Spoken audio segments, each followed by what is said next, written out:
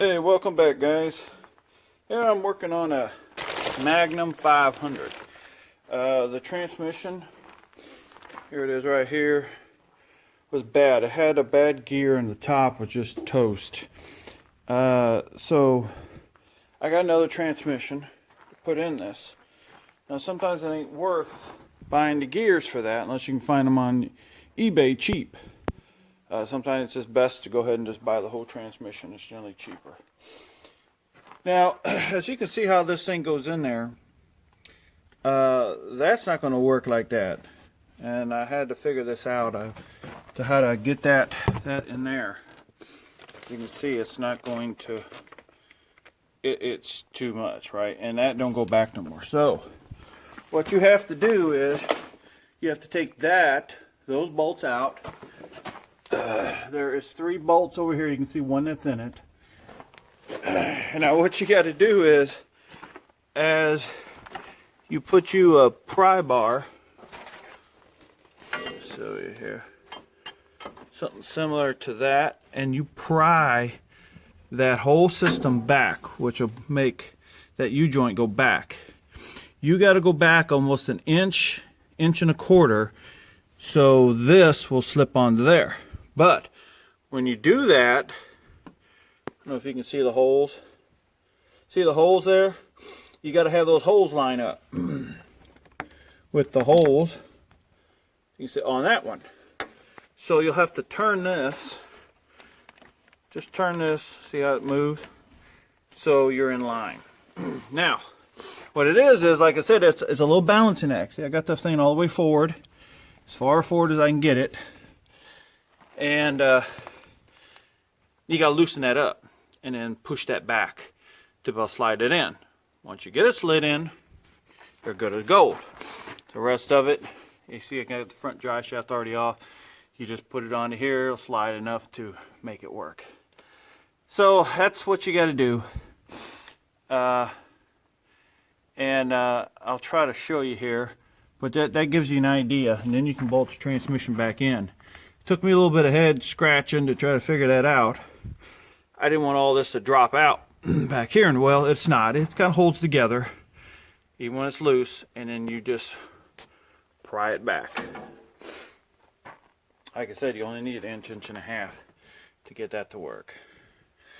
So this here has a bearing. Just tell you what's coming up here. Got a bearing over there I think is bad on that. I think it needs a front CV boot. And that's it in a transmission. So when I get there, I'll bring you back on and show you a little more. See you in a little bit. Alright, we're back here now. I had to put a jack under here just to hold up the frame. That made this go down. So to get in, you can see I got it in there. Right in a line. And I was like I did pry it out there a little bit, but I had to relieve it. And I had to bring the whole thing up. Bring this whole thing up as far as you can back. And then you can slip her in there. But got her in there. That's the hard part. Everything else is easy. This here I had to take it off of the front to get it to work, but that was the hardest part there. Now you can put all those bolts back in back there. Alright, well, I'll bring you back on when we get more done. The Polaris Sportsman 500, got the transmission all in there, got oil in there, working great. Everything's working great there.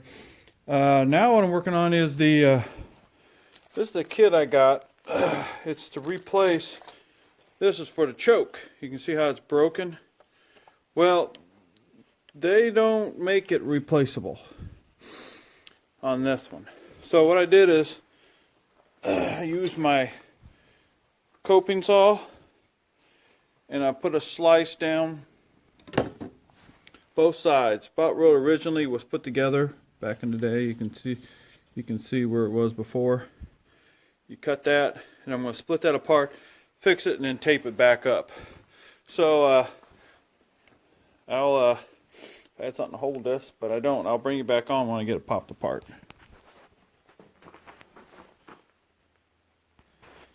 All right, well, here I'm back. Here's the warning now. You don't have to cut it that far. You can pop it out the back. See, I didn't know that. Oops. The back can pop out, and then you can put these pieces in. So, I did a boo-boo, so maybe that'll help somebody else not to do that. So here I'm going to go ahead and put it together and show you when she's done. Alright, there it is. Got it in there, taped her up real good, and that should work. But to save it, you don't have to. You can pop this back off and do all the work you need to do. Now what I'll do is put it back in the hole here, and then I'll show you once it's completely done. So all I did is take out these 3 bolts, and I pried it apart enough, excuse me, to get it in there. So you won't have to take the whole thing apart. So I'll bring it back on once I get her in here. Alright, I got it all back in there. There it is. Works good, ready to go. Not a big deal to well, I made it a big deal, but it's not generally a big deal. So we're going to have some more things coming up on this Magnum. I got a rear bearings, and I got a CV boot. I don't know if you can see it over there, but there's a CV boot right up there if you can see it.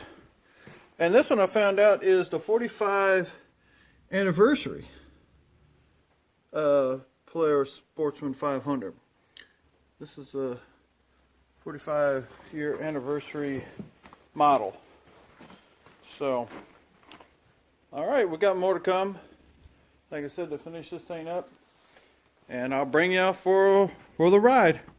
We put her back together and go take her for a spin. You have a good one.